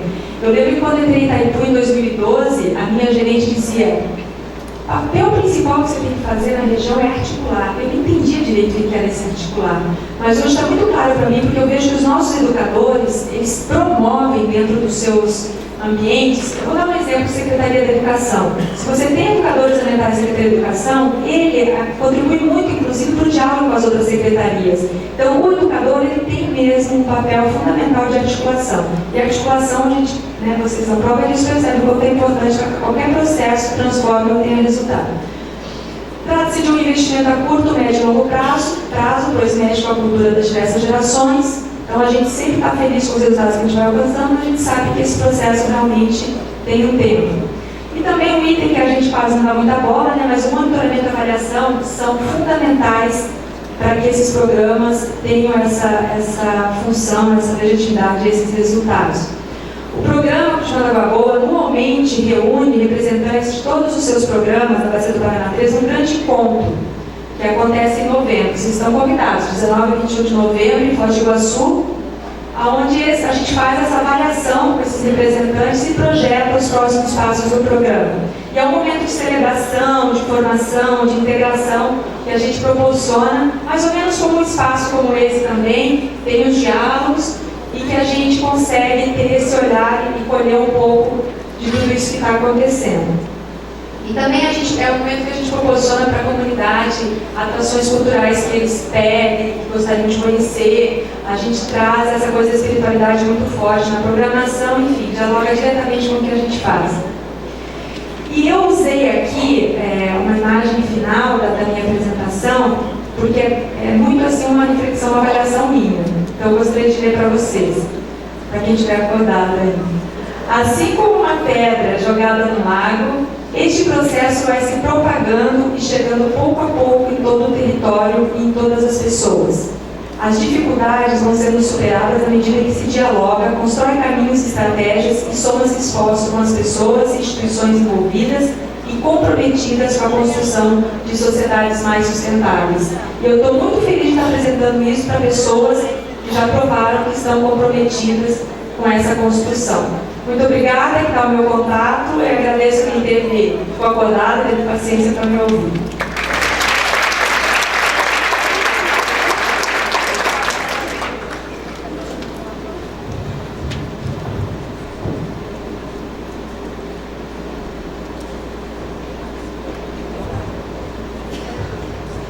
Vou ver se eles querem, mas talvez seja bacana para dar uma animada. Pessoal, eu trouxe para vocês aqui um vídeo de 7 minutos de uma atividade que a gente propôs no ano passado, em outubro, principalmente para esse público jovem da Bacia do Paraná 3, mas que eu acho que pode inspirar vocês algumas ações também, que foi desse grupo fazer uma expedição pela microbacia do São Francisco, onde eles foram vivenciando, reconhecendo o território e se relacionando com os elementos desse território, elementos humanos, elementos naturais, enfim. Eu poderia passar esse vídeo, acho que vocês vão gostar, são 6 minutos e meio, 7. Podemos? Temos tempo? Então vamos lá. Pode ser?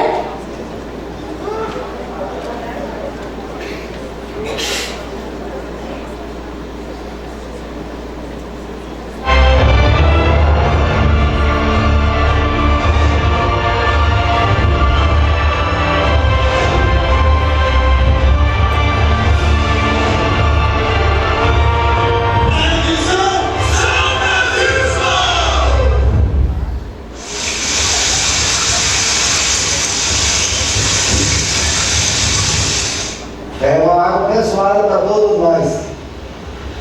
É que Deus deixou para nós isso aqui, né? A todas as criaturas, em nome do Pai, do Filho e do Espírito Santo. Amém.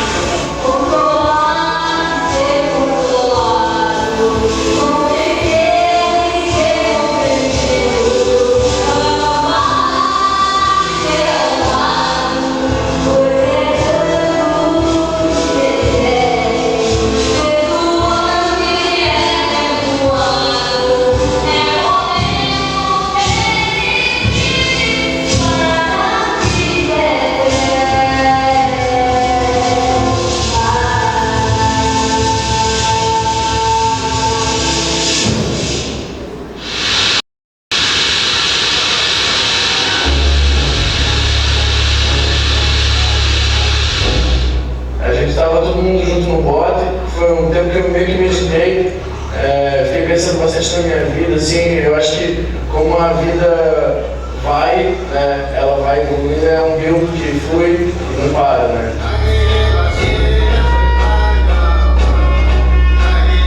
E aí eu saio da minha casa, eu vou para uma barraca, ao som dos pássaros, da natureza.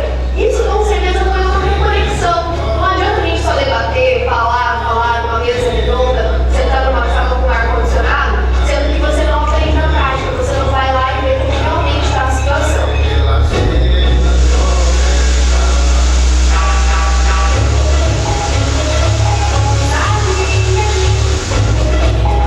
O que me marcou mesmo foi a parte que nós fizemos as orações. Nós sentimos a terra, a gente se tornou parte da natureza. E depois dessa expedição São Francisco, ninguém vai voltar como chegou aqui. Cada um de nós vai levar um pouco do rio, um pouco dos amigos que nós fizemos. É uma experiência única que a gente só tem uma vez na vida, talvez, quem sabe. Eu espero poder levar para casa, até para os meus colegas, para as minhas colegas, que a natureza não está sozinha, não nasceu sozinha, e nós unimos juntos para defender e vamos com tudo. É nós!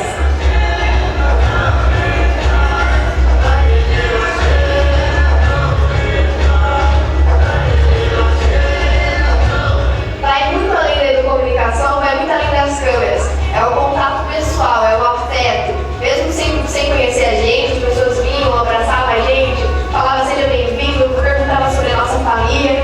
A gente estava conectado numa rede de internet natural, parece. Conhecimento que estava ao nosso redor, ali estava todo mundo baixando coisas assim, tipo da natureza mesmo. Quando eu chego naquele agricultor e ele me fala, eu tenho que fazer essa voz ecoar. Ecoar através do meu texto, ecoar através da minha imagem, a experiência diferente, a história diferente que o jornalismo busca, está aqui do nosso lado. Eu achei assim maravilhoso saber que nós somos modelo para o mundo inteiro, está aqui do nosso lado. A expedição ela abriu os nossos olhos para essa realidade.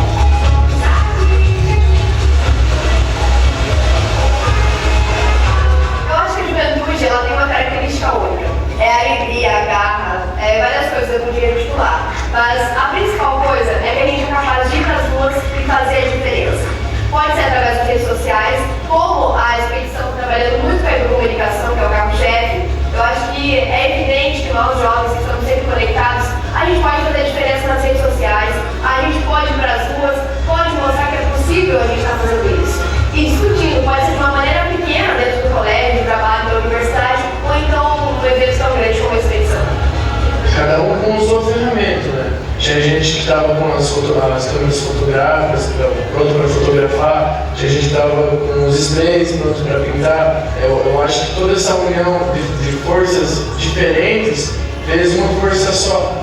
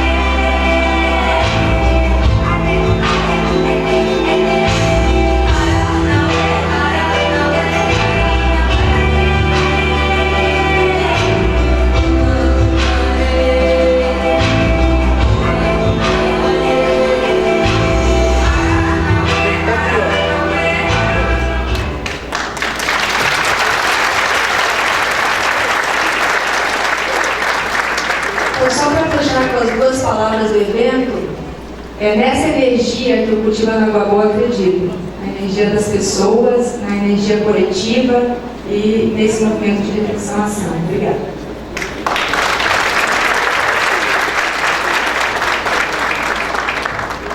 Então, só acho que reforçando assim, que a Silvana trouxe para a gente uma experiência tão significativa, né, que Cultivando, eu gostaria de registrar aqui, por mais de 8 anos eu trabalhei na rede da WF com o tema da água, e a gente sempre usava, né, em eventos tanto aqui no país quanto fora, essa referência do Cultivando Água Boa.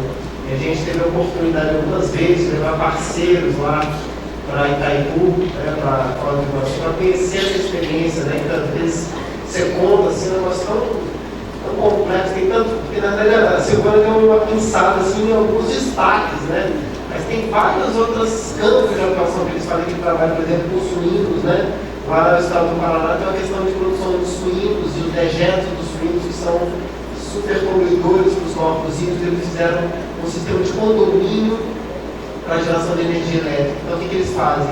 Eles fazem a captação dos dejetos, captam o metano, né, daqueles dejetos, não é jogado mais no rio, eles processam aquele material que vira adubo, né, fertilizante, e aquilo gera energia, né, tem um gasoduto que conecta várias propriedades, e esse gasoduto, então, produz energia, né, e os produtores que antes tinham a receita vendendo os porcos e a carne, agora passam a ter uma outra receita com a geração da energia que eles vendem no sistema, né?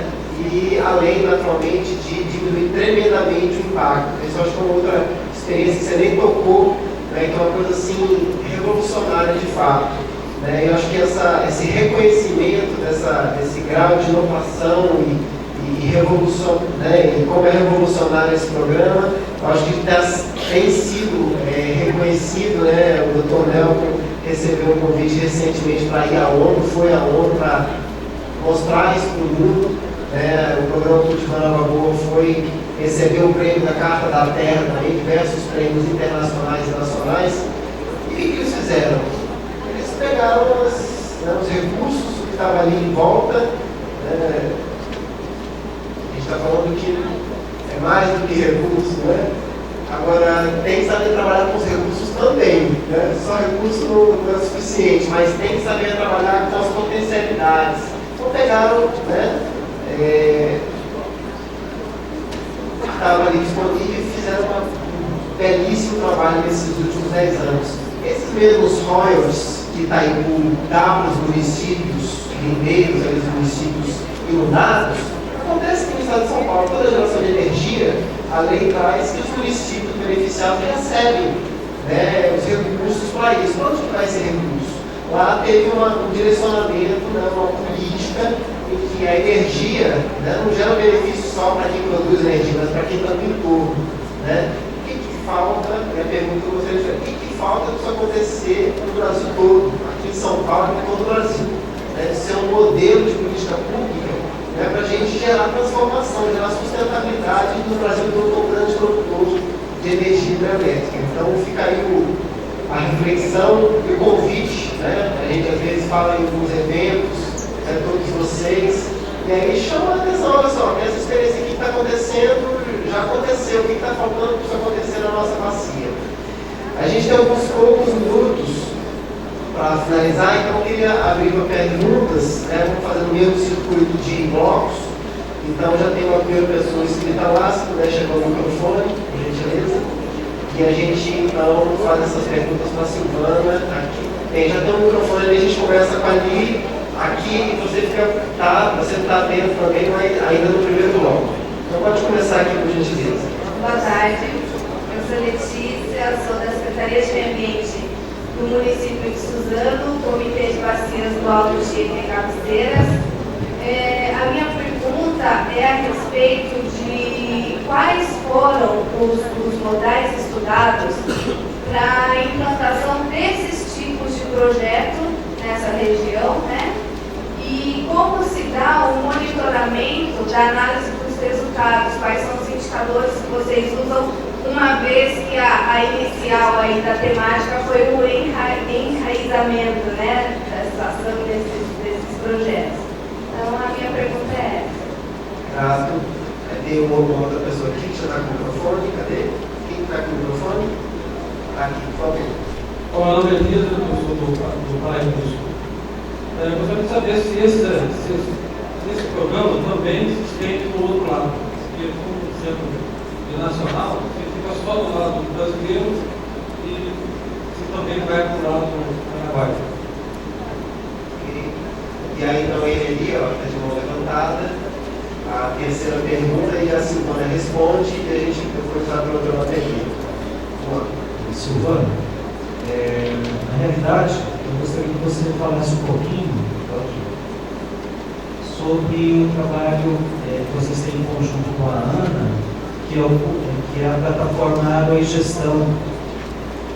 É uma plataforma da ANA, em parceria com vocês, e que tem um curso à distância, né? Propõe cursos à distância, e tem um deles que é muito interessante, que eu acho que o público, principalmente da educação ambiental formal, para as escolas, que trabalha no intuito de sensibilizar o aluno quanto à importância da água no cotidiano das pessoas, incentivar a adoção de atitudes responsáveis para a conservação deste recurso natural. E propõe um jogo virtual também, que é muito bacana, chama Água em Jogo, que trabalha a questão do aluno poder ele ser o gestor da bacia hidrográfica, virtualmente. Então, se você puder falar um pouco mais sobre essa proposta e divulgar, eu acho que é bem interessante também. Ok, vocês foram bem legais comigo, gostei das perguntas. Bom, a primeira pergunta, que é da Letícia, né? Sobre esse formato, né? O que a gente se pautou para começar esse movimento, né?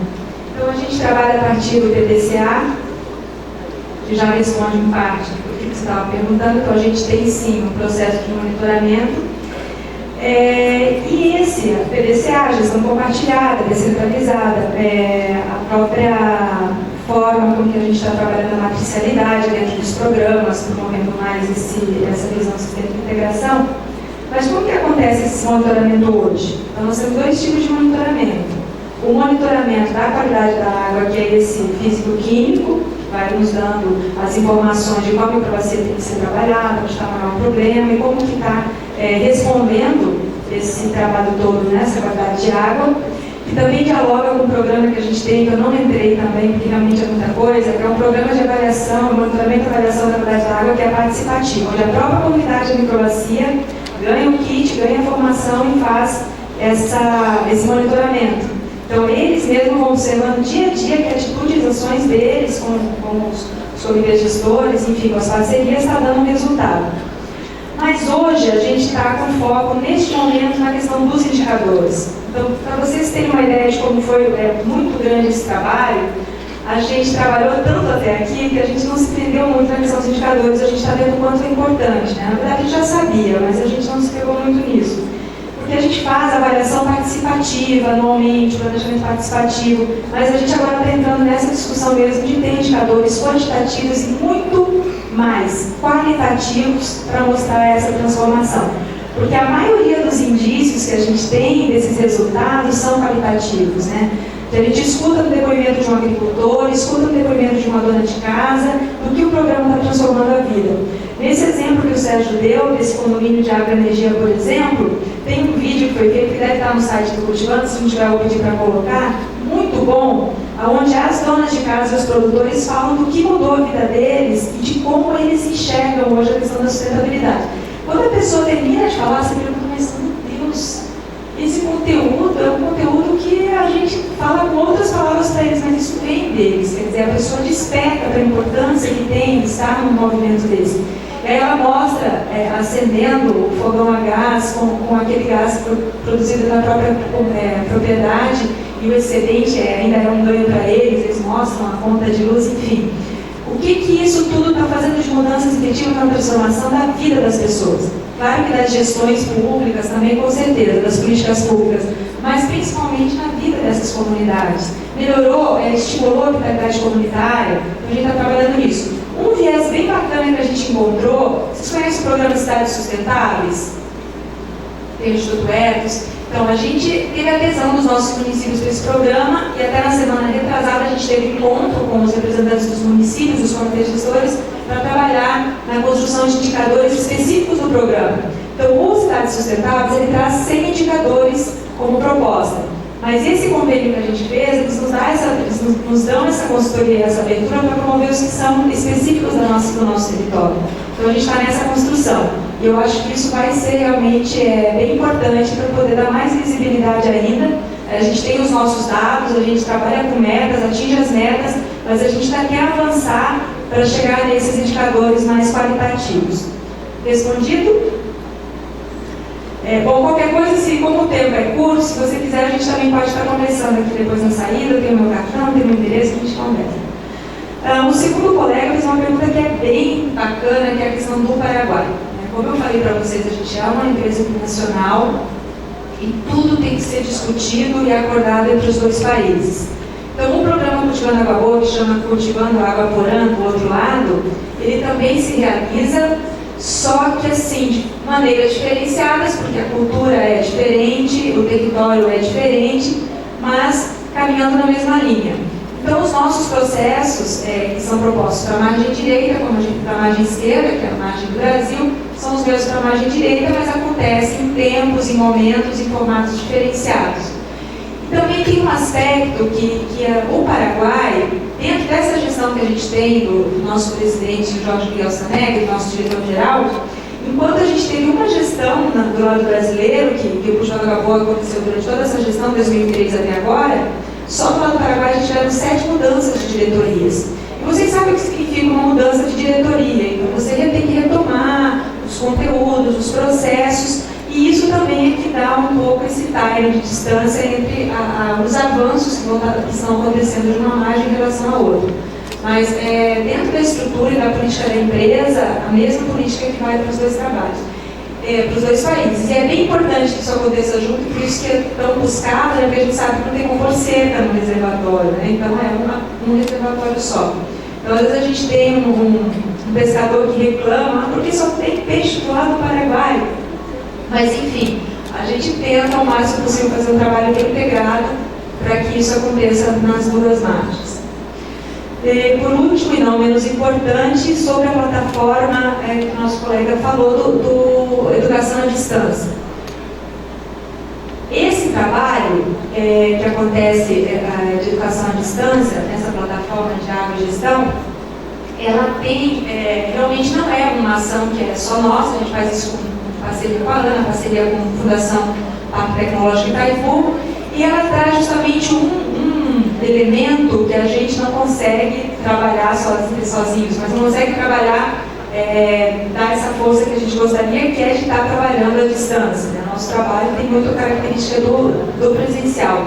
Então, essa proposta ela veio até a gente, dizendo, olha, tem muita coisa legal que vocês estão fazendo que pode chegar a vários territórios, várias pessoas, sem precisar de tanto investimento humano e financeiro, que é a distância. Para a gente foi algo novo, porque a gente não tinha essa expertise. O PTI tinha, junto com a ANA, que trabalhou na elaboração desses conteúdos, a gente também pôde contribuir. São cursos gratuitos, e se vocês acessarem ao site do Curso da Nova Boa ou da Itaipu Nacional, vocês vão estar tendo lá o caminho para chegar nesses cursos. Lá também tem os cursos de energias alternativas, biogás, que também podem estar sendo acessados. E eu sei que só no ano passado, nesse curso que o nosso colega falou, foram mais de 80 mil pessoas que acessaram. Então é realmente uma forma de estar chegando, de estar divulgando, a gente está formando pessoas, mas a gente acredita que é muito importante o virtual, mas ele precisa ter essa força, essa metodologia que consiga levar as pessoas a pensarem em como agirem no seu território, no seu cotidiano. Tem que fazer sentido no cotidiano dela, né? Então esse é um desafio que a gente também coloca nos processos da distância, que é disso virar uma ação, não só uma formação ou uma reflexão.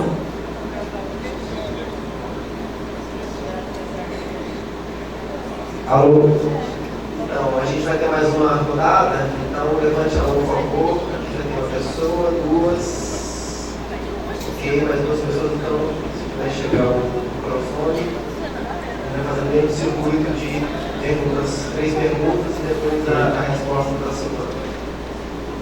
Bom, pode ser aqui então? Lá em cima, então. Bom, já me apresentei, que eu já fiz algumas perguntas. Meu nome é Marcelo. Assim, uma área que é bem interessante, que fala da ecologia, da parte hídrica, é uma área chamada limnologia. Não sei se todos conhecem, né, a área de estudo da limnologia, mas a gente tem autores assim, super importantes, como Francisco Esteves, Tom Dias, e que desenvolvem assim, uma série de pesquisas e que tem uma grande área de conhecimento e resultados obtidos nessa área. E na área do Paraná tem o Europélia, que é um centro de pesquisa, também desenvolve bastante pesquisas na área de limnologia e ecologia de ambientes aquáticos. Na verdade, a minha pergunta então é a seguinte: qual que é a articulação dos projetos da Itaipu com a parte assim, do ensino superior e da pós-graduação? Existe uma articulação entre os projetos e essa área? Porque muitas vezes a gente percebe assim, que a área de pós-graduação, essa área do ensino superior, não chega a articular direto com a comunidade. O projeto articula direto com a comunidade, mas existe uma articulação do projeto em si com o ensino superior e a pós-graduação, de alguma maneira? Ok. Então, a próxima pergunta aqui, você, por favor. Meu nome é Elaine. A minha pergunta é como que vocês conseguiram o envolvimento da comunidade nessas ações? Porque a gente tem vários exemplos de projetos muito bons de educação ambiental, tem dinheiro, tem uma metodologia boa, mas a comunidade não se envolve. Então, como vocês conseguiram isso? Ok, temos espaço para mais uma pergunta. Tem mais outra pergunta? Então, fechamos aqui. Ok. Pessoal, por favor. Vamos lá, Marcelo. Então, Marcelo, as instituições de ensino, elas estão trabalhando com a gente, estando representadas nos comitês gestores, Projetos de extensão, como eu até apresentei para vocês no processo de formação. Nós temos convênios com várias universidades da Bacia do Paraná 3, na verdade eu acho que com todas. Esses convênios, eles prevêem, por exemplo, esse trabalho de recuperação de microbacia, quem faz todo o estudo das propriedades são alunos dessas universidades que são contratados. E a gente busca mais ainda, contratar alunos daquele município que vai ser feito o trabalho. Até mesmo a gente conseguiu ver situações que o próprio filho do produtor está indo lá na propriedade dele como aluno fazer o trabalho. Então são várias as proximidades. Hoje a gente tem uma oportunidade bem legal que está acontecendo na nossa região. Não sei se vocês já ouviram falar da UNILA, da Universidade Latino-Americana. Então a UNILA se instalou dentro de Itaipu e a gente está com várias parcerias e tem vários cursos maravilhosos, como o curso de cinema, enfim. E a gente está tendo um diálogo direto para estar levando essas questões da sustentabilidade para os currículos dos cursos, para os diálogos dos cursos como um pano de fundo. Mas esse diálogo não está restrito só ao UNILA, como eu falei, a gente vem trabalhando com universidades também nesse sentido. A questão que você disse do Nupélia, eu acho que é uma informação que você deve ter, mas o Nupélia, todo o trabalho que o Nupélia faz na Bacia do Paraná 3, na área da tecnologia e de monitoramento, é uma parceria com a gente, é um convênio que a gente tem. Então, acho que esse também é um exemplo bem bacana de um trabalho feito com a universidade e que tem dado ótimos resultados para a gente. Respondendo à pergunta nada fácil da Elaine, esse trabalho todo com a comunidade, eu acredito muito, eu vou falar agora como coordenadora de um processo de formação em educação ambiental, que para a gente foi transformador, que foi o FEA. Eu tenho muito tempo, um minuto, que a gente conseguiu envolver, a gente teve como premissa desse processo de formação algumas questões que eu acho que são fundamentais para o envolvimento, que é de estar trazendo para o diálogo o máximo possível de segmentos da sociedade. Então, não é estar falando só com os comovidos, né, com os que estão conscientes e comprometidos com a causa, mas trazendo diversos olhares. E também as estratégias de percolação desse tecido social. A gente está trabalhando com pessoas que estão representando segmentos e territórios que podem depois estar trabalhando lá. Porque é diferente quando você traz alguém de fora para fazer uma fala. Então, aí a gente está trabalhando com quem? Com a própria base, com a própria comunidade, e eles falando entre si. Então, quando a gente promove o protagonismo nas formações, a valorização dos saberes, independente se é o saber de um doutor da universidade, se é o saber de um catador, se é o saber de um estudante, se é o saber de um índio, tudo isso nas nossas formações dialogam e contribuem para construir esse conhecimento coletivo.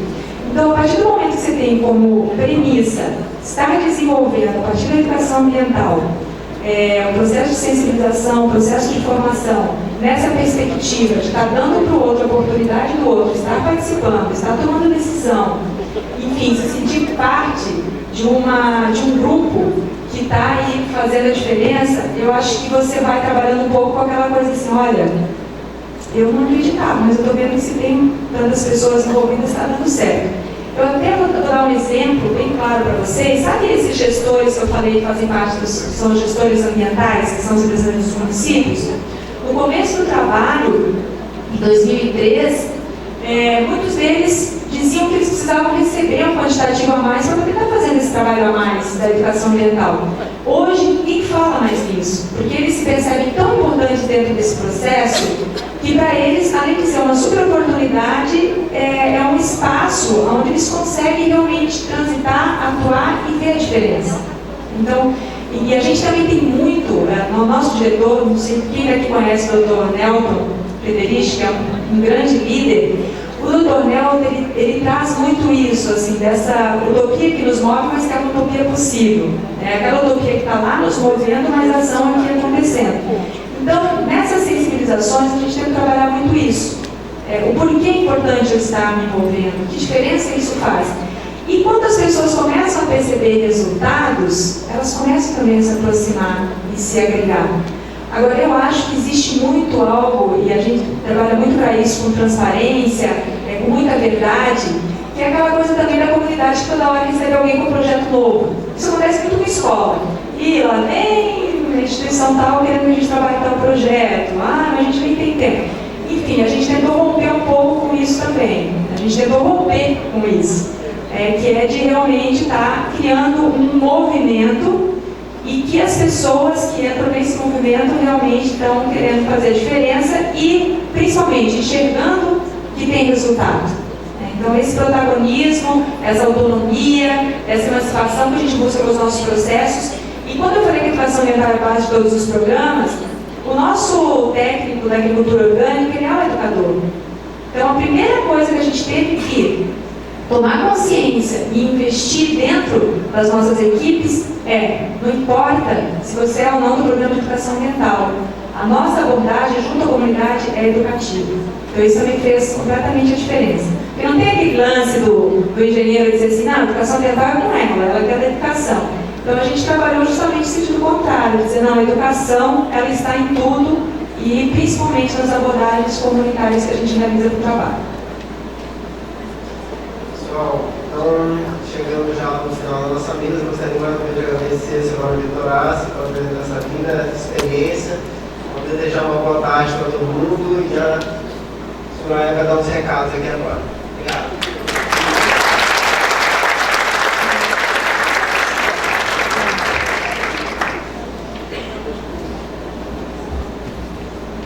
Gente, então, o último recado antes de sairmos do café. Dora, cadê a Dora? Levanta, Dora. Nós tivemos uma reunião aqui na hora do almoço com os coordenadores de câmaras técnicas de educação ambiental. O coordenador que não participou, o representante procurar agora, porque nós elaboramos um documento para reforçar a importância da participação dos PCNPs nas reuniões de câmara técnica e do comitê. Então vamos encaminhar uma demanda de diálogo.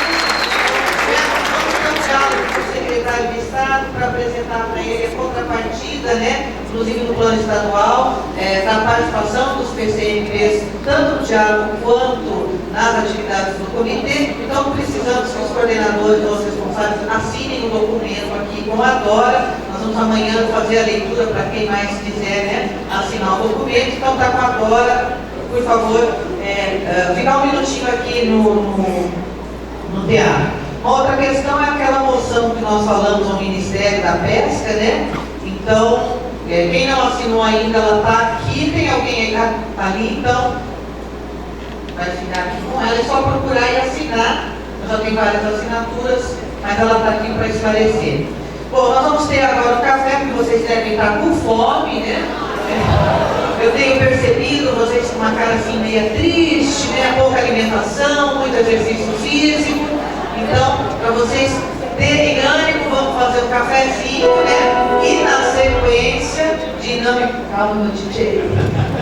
Na sequência, nós temos a dinâmica de grupo, a última dinâmica.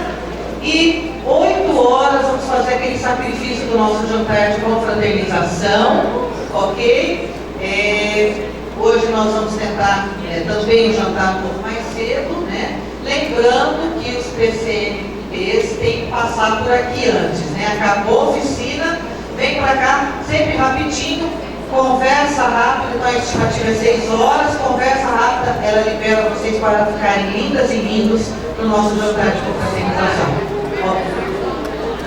A dinâmica é a mesma divisão de ontem, vocês vão para a mesma